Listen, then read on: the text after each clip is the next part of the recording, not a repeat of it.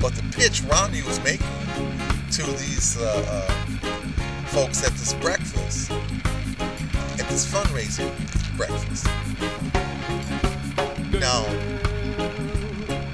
we know that McDonald's wasn't catering because it was $50,000 a plate for breakfast. But you know, they tried to do that to Obama as well, with the first election. When they put out, when he talked to that preacher. Right. And all that. Oh, they tried to bring him down with all of that.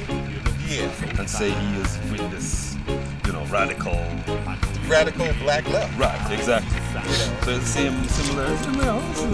But Columbus came to a new world, and you know, he had ships. And so the ships, when they got to this bay, they had to dock outside the bay, and then the smaller ships came to land. Well, the native people had never seen anything remotely like a ship. So they didn't ever see it. It was rendered invisible to them because they had no reference for it. It was so far out, you know, that somehow it was rendered invisible. And I'm not saying that that's true or not, but it is interesting that there's certain things outside your scope, your worldview, will prevent you from seeing the obvious. You know what I'm saying? But it's going to be interesting the next election, in 4 years from now. How does it? Can there be even a third party, a fourth party coming into the scene more now? Will it open some doors?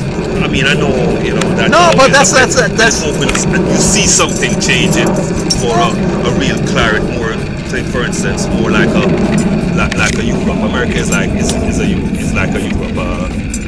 That's a country unto itself, similar to Europe, because white folks control things. True that. And it's modern. Right. It's more developed, so-called, than the rest of the world. So can America, which Romney and it look like the folks in the Tea Party and the folks in the Republican always try to say, we don't want to be like Europe. That's one of their favorite kind of things. We don't want to be like Europe. Well, that's why I was saying, like, more inclusion. Yes. Is better. Yes, absolutely. You know, in 2012, there was a clear choice that we had.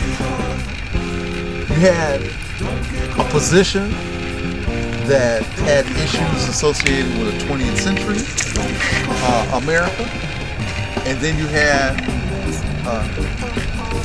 another position that says forward in the 21st century. All right, and the distinction between those views of America were painfully obvious.